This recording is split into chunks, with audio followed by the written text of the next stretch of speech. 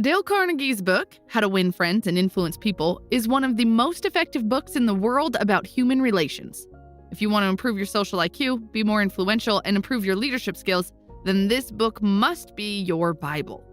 Even though the book was written 84 years ago, it is still applicable today, and because of that, it is one of the highest sold books in the world. In this video, I will summarize the entire book. After watching the video, you can say that you have read this book because it covers every single chapter and every bit of important information. Part 1. Fundamental Techniques in Handling People. Chapter 1. Don't criticize, condemn, or complain.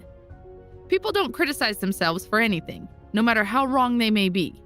Remember that people are creatures of emotion, and they are motivated by their ego and pride. Criticizing people nearly always puts them on the defensive, and they find ways for rationalizing their actions. Even family members of criminals frequently go into denial, blaming the system instead of the person for the crimes. Criticism hurts a person's pride and sense of importance. Remember, people can hold resentment for insults that can last a lifetime. Famous airplane test pilot Bob Hoover was flying back from an air show in San Diego when all of a sudden both of his engines cut out. Through some impressive flying, he was able to land the plane, saving those on board. Unfortunately, the aircraft was badly damaged. The reason for the harrowing engine failure was that the World War II propeller plane had been accidentally filled with jet fuel. Back at the airport, Hoover saw the mechanic who had made the mistake. The young man was in tears, knowing how furious Hoover must be over the loss of his expensive airplane and the danger posed to the 3 people on board. So, did Hoover yell at him, scold him, criticize him? Not at all. In fact, Hoover said that to demonstrate his faith in the mechanic having learned his lesson, he'd like the same mechanic to service his plane the next day. The reason for Hoover's benevolence was perhaps that he knew something that psychologist B.F. Skinner had discovered a long time ago, that animals rewarded for good behavior will learn more effectively than those punished for bad behavior. The same is true of people. Criticizing them won't encourage them to change their behavior because they're not primarily driven by reason, but by emotion. Any weak person can criticize or complain. It takes real character to understand and forgive. Chapter 2. Give honest and sincere appreciation. One of the strongest drivers of human behavior is the desire to be appreciated by others. We all like being complimented and hearing that we're doing a good job. Some people even claim that all civilization ultimately rests upon the human desire to be important. Our craving for approval and praise makes us climb the highest mountains, write novels, and found multi-million-dollar companies. You don't need to give someone a fancy title to show your appreciation. It's enough to use simple phrases like, "Thank you," and "I'm sorry," while also giving sincere, honest praise. Don't shower people with phony flattery or they will see right through it. Instead, stop thinking about yourself for a moment and focus on the good points of the person in front of you. Also, be sure to make the other person feel important. To get into the right mindset, try thinking like Ralph Waldo Emerson, who said that every person he met was superior to him in certain ways, so there was always something to learn from and appreciate in other people. Or think about the golden rule: treat others as you would like others to treat you. So, the next time you see a tired, bored, underappreciated service employee somewhere, try to brighten their day with some appreciation. Leave little sparks of appreciation during the day. You'll be surprised to see how positively people react when their hunger for recognition is fed. You'll soon become someone whom others like and enjoy working with. And best of all, you'll have a positive impact on the lives of those around you. Chapter 3. Appeal to another person's interest. Let's say you like cheesecake. When you go fishing, you don't string cheesecake at the end of your line. You attach what the fish wants, which is a worm. Why do you treat people any differently? Of course, you're interested in what you want, but no one else is. Everyone else is just like you. We all want what we want. The only way to influence other people is to talk about what they want and show them how to get it. Every person in the world knows what they want and cares about what they get. Approach them from this direction. Before you speak, pause and ask, what can the other person get out of this? Even challenge yourself to not say anything about what you want. Show other people relentlessly that you want to help them. The world is full of people who are self-seeking. So the rare person who unselfishly serves others has an enormous advantage. Andrew Carnegie had a sister-in-law whose kids never wrote letters back. He bet someone he could get a reply without asking for one. He wrote letters at the end mentioning that he was sending a $5 bill, but omitting it. Sure enough, they replied, thanking him for writing and asking where the money was. Part 2. 6 ways to make people like you. Chapter 1. Become genuinely interested in other people. Who is universally loved as friendly and approachable? A dog. They're always excited to see you and seem like you're the most important thing in their world. Showing interest in other people makes them feel important. All of us like people who admire us. People aren't interested in you or me. They're interested in themselves every day for their entire life. When you see a group photo, whose face do you look at first? Remember, you make friends much more easily by being interested in them than by trying to get them interested in you. Ask people about their background and their goals. Remember problems people are having, and when you come across a solution, share it with the person. Go out of your way to talk to people who are beneath your level, employees who don't report to you, service people, etc. For people above your level, express a genuine interest in them, their work, and their advice. They feel important when they can pass on the secrets of their success. Chapter 2. Smile. A smile says, I like you. You make me happy. I'm glad to see you. It's a message of goodwill. Once upon a time, a New York stockbroker by the name of William B. Steinhardt decided to try something new on the author's advice. Previously a notorious grouch who rarely smiled in his personal or professional life, Steinhardt committed to simply smiling more by giving himself a pep talk in the mirror the morning his experiment began. He began the day by greeting his wife with a smile, then smiling at the doorman of his building, then the cashier at the subway booth, then the traders on the trading floor and his colleagues in the office. The result?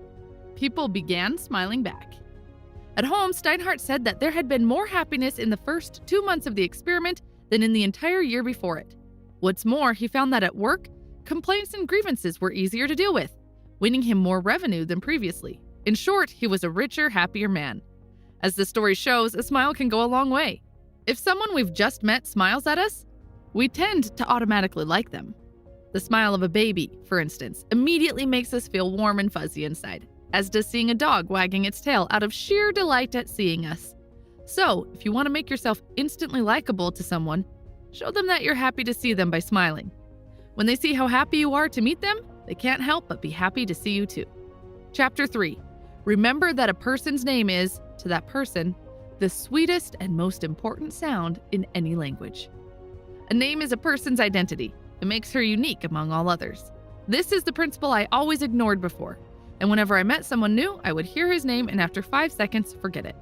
And later on, when I needed his name, I would always excuse myself by saying, I'm so sorry, I'm so bad with names. Could you please repeat your name again? After reading the book, I noticed that this was a huge mistake. When you remember another person's name, it shows that you really listened and cared when you were talking. Using names reduces the barrier and makes other people feel more close to you. These days when I meet someone, I really pay attention to the first few seconds when they mention their names. And instead of just saying, nice to meet you, I always say, nice to meet you, Tom. By repeating the name, I remember it better. Plus, it makes the other person feel connected to me. So, next time when you go to the gym or somewhere else, instead of saying, hi, how are you today? Say, hi, Tomasz, how are you today? You'll start seeing the difference. Saying the name is a subtle and welcome compliment. Forgetting it or misspelling it is a crippling mistake that suggests you don't care enough to get it right. People pay loads of money to have their names remembered after they die, naming buildings, having parks dedicated to their name, etc. A business person who can't remember the names of his important clients is simply saying that he doesn't care about a big portion of his business. Carnegie wanted to merge with a car company called Pullman. When Carnegie mentioned that the new company would still be called Pullman, Pullman became far more eager. If you are having difficulties remembering the names, then make sure you catch it when it comes up the first time in a conversation, and ask for it to be repeated or even spelled out if needed. Then repeat it back to the person multiple times during the conversation. Finally, when you are alone, make some type of connection to remember it better. Chapter 4. Be a good listener. Encourage others to talk about themselves. A person's life is the most important life for that person. A person's headache means more to him than a famine that kills 1 million people. Allowing someone to talk makes that person feel important and flattered. Everyone has gone through what they feel to be tough times, and they like to talk about them if they've overcome them. Ask about this. Even better, combine this with another tip, which was give sincere appreciation and praise. Tell them how fascinating their stories are and how you wished you had their knowledge or experience. When having a conversation, most people are so preoccupied with what they themselves want to say next that they barely listen to the other person at all. Truly listening means making a conscious effort to give the other person your full attention, and the benefits of this approach are substantial. Once, the author attended a dinner party in New York where he met a botanist. Having never met one before, the author listened to him for hours, riveted by the descriptions of exotic plants and experiments. Later, the botanist remarked to the host what an interesting conversationalist the author was.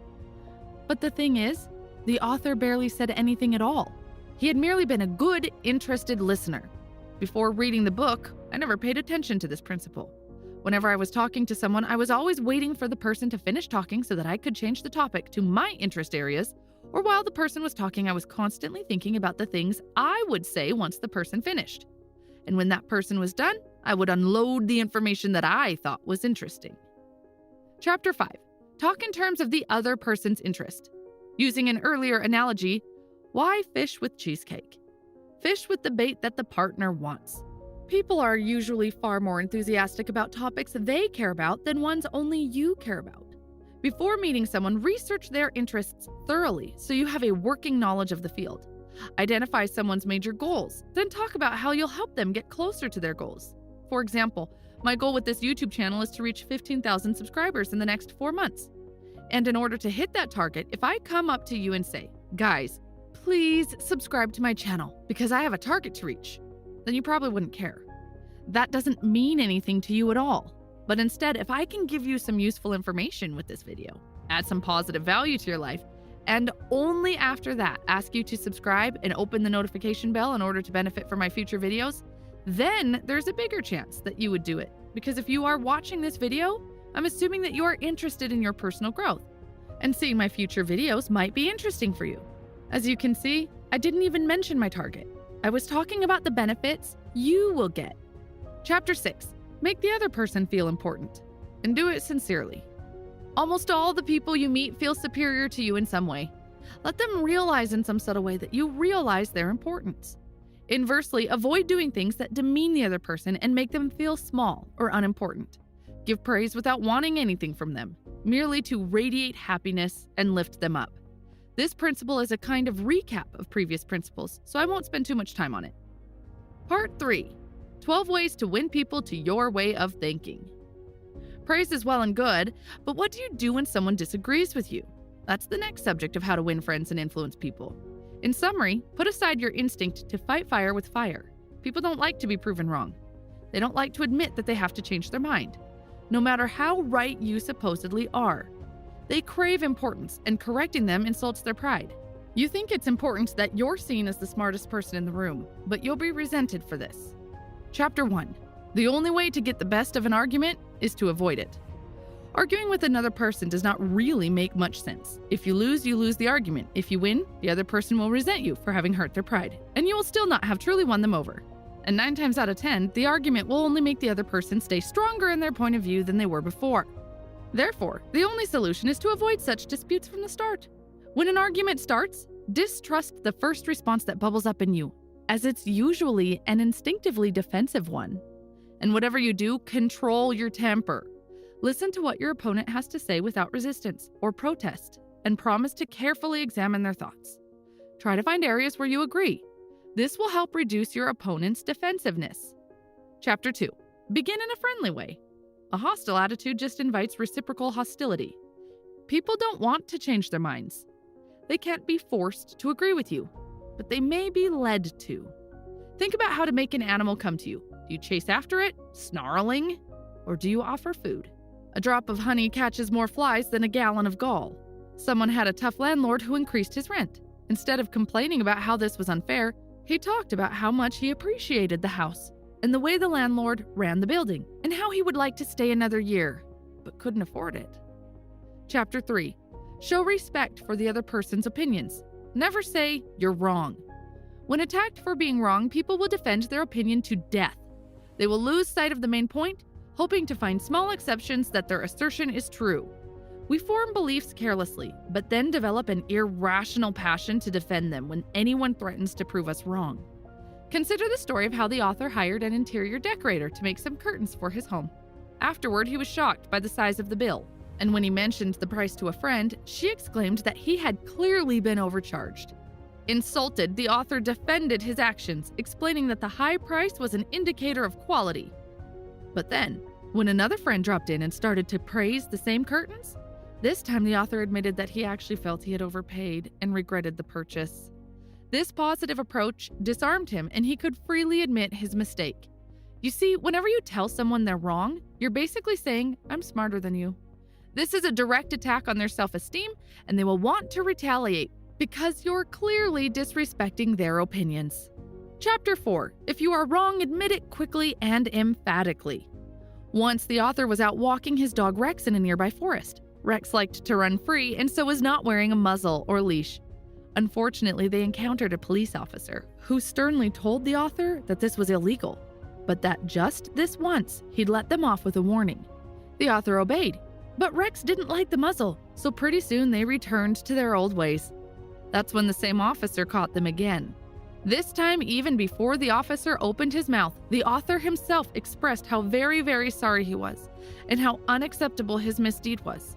Normally, the officer would have probably been angry and handed him a fine, but thanks to this upfront admission of guilt, he did the opposite. The officer began arguing that the little dog really wasn't hurting anyone, accepted Carnegie's apology, and let them continue on their merry way.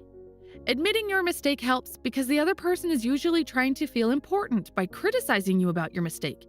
But the moment you admit your guilt, the situation completely changes. Now, in order to feel important, they can no longer attack you, but rather have to show generosity by forgiving you.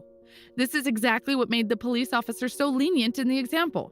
So the next time you realize you're in the wrong, admit it enthusiastically. It will produce better results, and you'll find it's actually much more enjoyable than having to defend yourself when the other person points out your mistake. Chapter 5. Let the other person do a great deal of talking. Someone who disagrees with you will not pay attention to you while they are crying for their own expression. So encourage them to express their ideas fully. I'm sure you have seen arguments where neither person was listening to the other because they felt like their points were not being acknowledged by the other side. So always resist the temptation to interrupt the person. This is costly every time you do it. Imagine there's an empty bottle that fills as the person talks. When she fills the bottle, she becomes much more receptive to new thoughts. Before the bottle is full, she feels unheard. Every time you interrupt, you empty the bottle, and she has to start again. Chapter 6. Honestly try to see things from the other person's point of view. If you were born in the same body as your partner, had her experiences, and saw the world through the same lens, you would by definition arrive at the same conclusions. Consider the other person's ideas and feelings as important as your own. Imagine looking outside from another person's body. Adopting this attitude is actually productive. It will help you discover your partner's interests and articulate your argument to appeal to his interests. For example, put yourself in the interviewer's place. Do you think she enjoys the interview process and talking to tens of people? She also hopes that the next person who walks inside is going to be the right fit. She also wants to end the interviews. Change your perspective. Instead of seeing an interview as a meeting to solve your problem, see it as a meeting to solve another party's problem. If you focus on their problems and explain how you will solve them, then your problem will be solved as well. Chapter 7. Be sympathetic to the other person's ideas and desires. Any upset person feels completely justified in their anger, no matter what you believe.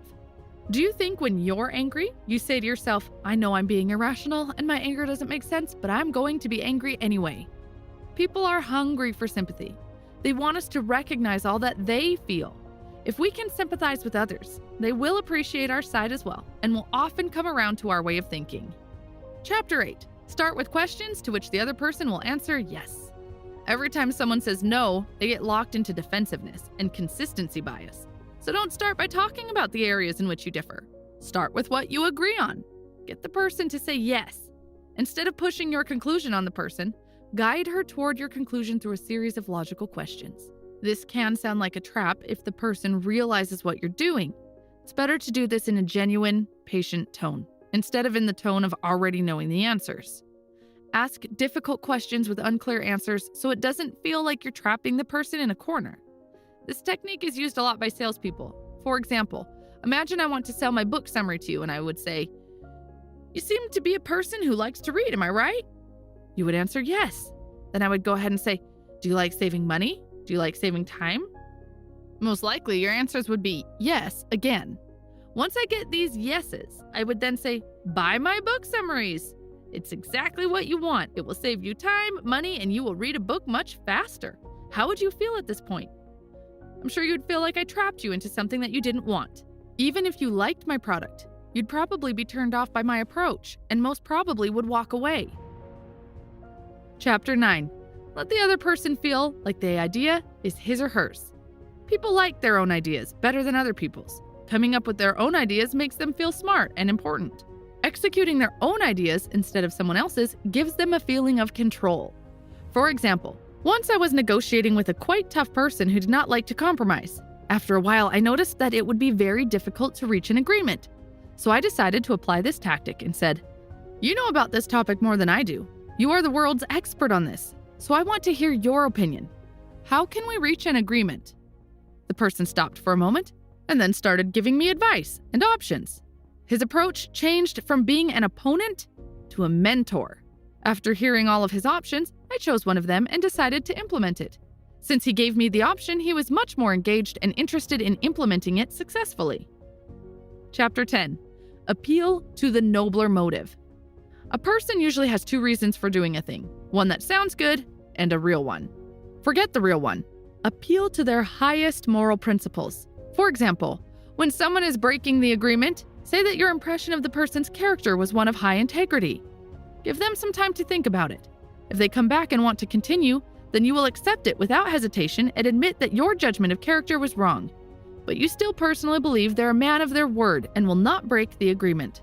We humans don't want to lose the nobler motives that we pose. Chapter 11. Dramatize your ideas. Attention is scarcer than ever before. Find ways to capture it without being gimmicky. Merely stating a truth isn't enough. The truth has to be made vivid, interesting, and dramatic. Find a way to visually represent the stakes. A cash register salesman observed a slow-moving checkout line. He told the owner he was losing pennies with every customer. He threw pennies on the floor to make the point. Imagine how effective this would be if he kept doing this repeatedly to illustrate the money lost. Steve Jobs famously introduced the iPod as 1,000 songs in your pocket, not talking about gigabytes of storage. Here are a few tactics on how you can apply this principle. Provide a visual analogy. Show objects for size, speed, and cost. Equate the opportunity to dollars. For example, your business is losing one Mercedes-Benz a day by not fixing this problem. I personally like this tactic and have used it a lot in the past. For example, when I was finishing my internship, I had to give a final presentation about the results. In total, we were around 25 students, and among them, my presentation was one of the most interesting ones. And the reason is that when I was presenting, I did not talk about the boring tasks I did in Excel. I simply started by saying that my internship saved $13,000 for the company. Once I said this, every manager in the audience started listening very carefully and asked a lot of questions at the end. To be honest, I did the same boring things as other interns. I would say I did even less. The only difference was that I calculated the number of hours I had spent and then converted it into dollars. Since it was an unpaid internship, I could easily say that I saved them money. Because if some paid employee did the same job, the company had to pay a salary. Chapter 12. Throw down a challenge. When motivation doesn't work, organize a competition. This gets people going because they don't want to be second. The desire for mastery and to excel is a fundamental driver of behavior. For example, if a person is unsure, subtly question their strength. I don't blame you for being scared. It's a tough job. It'll take a big person to take care of the job. Part 4. The final part of this book is about changing people without giving offense or arousing resentment. Chapter 1. Begin with praise and honest appreciation. It's always easier to listen to unpleasant things after hearing praise about our good points. Without praise, it just sounds completely critical. When you are giving praise, avoid being formal. This is quite normal in the corporate world, where you can hear some formal praise and then a big critical point, and at the end, a small praise again. Instead, always try to give sincere and specific praise about specific items rather than generalities. This is even more effective when the person knows you are upset with the work and have come to you to complain. In this situation, if you give sincere appreciation, it's going to be a big surprise and will make the person receptive to your feedback. Chapter 2. Call attention to people's mistakes indirectly. Avoid direct attack. People typically know what they've done wrong. Calling explicit attention creates resistance. Here are 2 tactics. First, follow your sincere praise not with but, rather with and. Maybe you've heard that whatever comes before but doesn't count. Here are 2 examples for you to compare. The first one, you've done an excellent job working hard, but you could have prevented these careless mistakes. Versus, you've done an excellent job working hard, and if you focus next on building a checklist, you'll improve your accuracy rate. The last approach avoids the negative feeling of failure. The second tactic, if a task is slipping, do it yourself, then show the work to the person. For example, John Wanamaker saw a customer being ignored at the sales counter while the salespeople were chatting in the corner. He serviced the woman himself, then handed the purchase to the salespeople to be wrapped.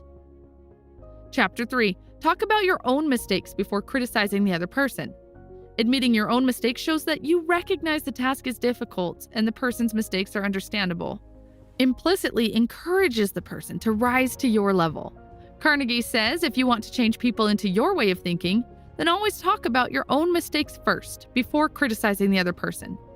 Never say, you are doing the wrong thing, or you should not do that. This would only push the other person into defensive mode and he will try to prove himself right with every possible explanation. Instead, first talk about your own mistakes. Tell them how you felt when you were in their shoes and how wrong you were. For example, I used to hire students for an internship program for a company that I worked for several years ago. During the interview process, I could see that many students couldn't really express themselves because of the stress and tension.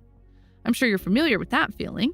As soon as you enter the interview room, your IQ level drops to 20, and you can't even answer simple questions. This made my job difficult as well because it was difficult to identify if the student didn't know the answer or if he just couldn't answer because of stress. The situation got even harder when the student was introverted and shy. So I always tried to make them feel relaxed by telling them that it was just a friendly conversation and they shouldn't be stressed out. However, it never worked. One day, I decided to start the interview process with my own embarrassing interview story when I was applying for the same position that they were applying for right then. I told them how I couldn't answer the interviewer when she asked me if I could name one social media platform that was famous at the time. At that time, Facebook was the biggest social media platform and I used it every day. However, I couldn't answer such a simple question. The interviewer waited for several seconds for my answer and then silently said, Facebook. Still today, I can't understand how I couldn't answer such a simple question.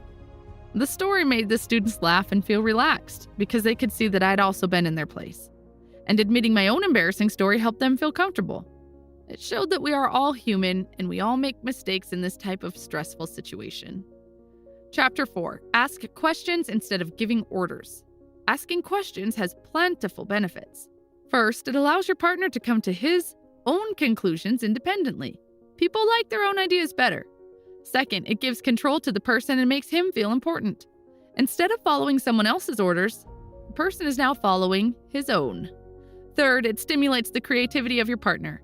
New, better ideas might actually come out. Here are a few questions you can use. Do you think that would work? What do you think of this? Can we think of different ways to do it? Chapter 5. Let the person save face. People crave importance. If you bulldoze this importance away, the person will resent you and become more difficult to influence later. Let them preserve their pride. The book doesn't give clear directives on a general way of how to do this, but it centers around preserving the person's pride and what they care about. For example, when an employee made a mistake, she apologized for the error and said she would have the new report before the next meeting.